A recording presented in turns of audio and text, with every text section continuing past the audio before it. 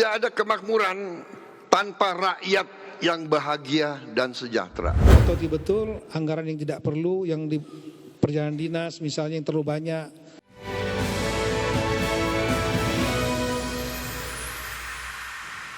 Ya, Wina, kita sudah sampai di segmen terakhir dan kita masih punya beberapa informasi lainnya di mana Presiden Prabowo Subianto dengan nada tegas kembali menegaskan pentingnya tata kelola pemerintahan yang bersih dan efisiensi keuangan negara. Ya, dalam sambutannya meresmikan pembukaan Asosiasi Pemerintahan Kabupaten Seluruh Indonesia atau APKASI Otonomi Expo 2025 di AISPSD Tangerang, Presiden Prabowo Subianto meminta para kepala daerah untuk menjalankan tugas secara akuntabel dan transparan demi menciptakan kesejahteraan masyarakat. Ya, menurut Presiden modal utamanya adalah jangan melakukan korupsi karena korupsi sama saja membohongi amanat rakyat yang telah diberikan. Selain itu, Kepala Negara juga menyinggung perilaku sejumlah pejabat daerah yang dianggapnya masih tidak efisien. Untuk itu, Presiden menekankan meminta komitmen para kepala daerah untuk membangun birokrasi yang bersih, efisien, dan berpihak kepada rakyat. Tidak ada uang tanpa kemakmuran. Tidak ada kemakmuran tanpa rakyat yang bahagia dan sejahtera. Tidak ada rakyat yang bahagia dan sejahtera tanpa pemerintah. Sementara itu pemirsa, Menteri Dalam Negeri Tito Karnavian menegaskan bahwa pemerintahan daerah memiliki peran strategis dalam pemerataan pembangunan secara nasional. Oleh sebab itu, pemerintahan yang bersih, efisien, dan transparan sangat dibutuhkan dalam mewujudkan pembangunan yang berdampak langsung terhadap kesejahteraan masyarakat. Mendagri berharap dari total 548 kepala daerah, baik gubernur, wakil gubernur, wali kota dan wakil wali kota maupun bupati dan wakil bupati harus berperan aktif mampu menjalankan roda pemerintahan dengan baik dan mendukung program nasional yang sedang digulirkan pemerintah pusat. Dipelototi betul anggaran yang tidak perlu, yang di perjalanan dinas misalnya yang terlalu banyak. Kemudian rapat-rapat yang sebetulnya cukup 10 kali, cukup 2 kali dibikin 20 kali. Ya pemirsa, selanjutnya kita akan melihat update dari pembukaan IHSG sesi pertama pada pagi hari ini ya. Di mana IHSG pada hari ini dibuka melemah di 0,56% ke level 7.909,92. Ya, ini updatean 30 menit ya, pasca pembukaan di sesi pertama pada pagi hari ini mengalami pelemahan yang cukup dalam, kemudian pelemahan lebih ke arah terbatas. Sementara saham-saham yang menjadi pemberat ada dari teknologi, ini Vina, ada Wi-Fi melemah di 3,47%. Kemudian juga dari saham-saham perbankan big cap hari ini masih melanjutkan pelemahan pemirsa. BMRI tertekan di 0,63%, 4740, BBRI tertekan di 1,21%, di 4100, BBCA juga melemah di 0,60%. Saham-saham grup Prayogo Pangestu lainnya brand yang memiliki kapitalisasi terbesar saat ini di Bursa Efek Indonesia juga melemah di atas 1%, namun masih bertahan di atas level 9 ribuan. MTEK masih lanjut melemah setelah mengalami kenaikan signifikan di 3,46%. Dan BRPT masih dari grup Prayogo Pangestu juga tertekan di 1,33%. Ya, updatean posisi harga saham gabungan di 30 menit pasca pembukaan di sesi pertama hari ini dan semoga bisa menjadi referensi untuk Anda.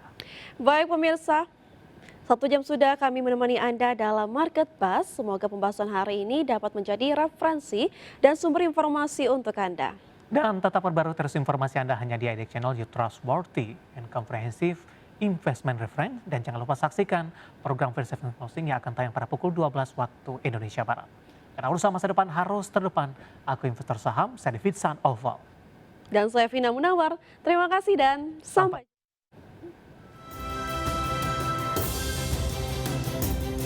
kasih Mas David. Terima kasih.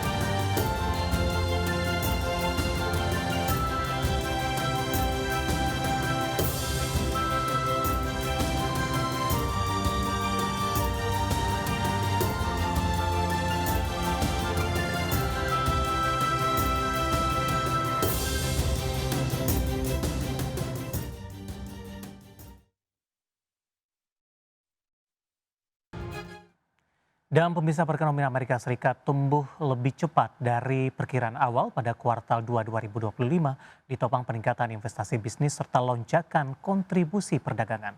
Berdasarkan estimasi kedua, produk domestik bruto Amerika Serikat tumbuh 3,3% secara tahunan, lebih tinggi dari laporan awal di 3%. Perekonomian Amerika Serikat tumbuh lebih cepat dari perkiraan awal pada kuartal 2 2025 ditopang peningkatan investasi bisnis serta lonjakan kontribusi perdagangan. Berdasarkan estimasi kedua oleh Biro Analisis Ekonomi, produk domestik bruto real Amerika Serikat tumbuh 3,3% secara tahunan. Angka ini lebih tinggi dari laporan awal sebesar 3%. Investasi bisnis naik 5,7% didorong revisi ke atas pada investasi peralatan transportasi serta lonjakan investasi produk kekayaan intelektual menjadi yang tertinggi dalam 4 tahun. Pemulihan pertumbuhan ini terjadi setelah kontraksi pada kuartal 1 2025 yang merupakan penurunan pertama sejak 2022 akibat perusahaan bergegas mengimpor barang sebelum kenaikan tarif Trump berlaku. Kedepan, ekonomi diperkirakan tumbuh lebih moderat seiring konsumen dan pelaku usaha menyesuaikan diri dengan kebijakan perdagangan Presiden Donald Trump. Selain PDB, indikator utama lain yakni Gross Domestic Income melonjak 4,8% setelah hanya tumbuh 0,2% di kuartal 1 2025. Jika PDB mengukur nilai pengeluaran barang dan jasa, maka GDI mencatat pendapatan dan biaya dari produk barang dan jasa tersebut. Sementara itu, ekspor bersih menambahkan hampir 5% terhadap PDB, kontribusi tertinggi dalam catatan sejarah setelah pada kuartal 1 2025 justru menjadi faktor penekan. Pengeluaran konsumen yang merupakan mesin utama pertumbuhan ekonomi tumbuh 1,6%, lebih tinggi dari estimasi awal 1,4% meski masih jauh lebih lambat dibandingkan awal pandemi. Berbagai sumber IDX Channel. Informasi selanjutnya, pemirsa, harga minyak menguat di perdagangan Kamis bangkit dari pelemahan di awal sesi 1, di mana dipicu meningkatnya ketegangan geopolitik menyusul serangan Rusia ke Ukraina dan komentar dari Gedung Putih yang menegaskan ketidaksenangan Presiden Donald Trump atas eskalasi tersebut. Minyak mentah berjangka Brent ditutup naik di 0,8% menjadi 68,62 dolar Amerika per barrel. Sedangkan minyak mentah berjangka WTI menguat di 0,7% menjadi 64,60 dolar Amerika per barrel. Kenaikan tersebut terjadi setelah Gedung Putih menyatakan Presiden Trump tidak senang ketika mengetahui Rusia melancarkan serangan rudal dan drone ke Ukraina pada Kamis dini hari. Sementara di sisi lain, militer Ukraina mengklaim berhasil menyerang 2 kilang minyak Rusia dengan menggunakan drone sebagai bentuk balasan.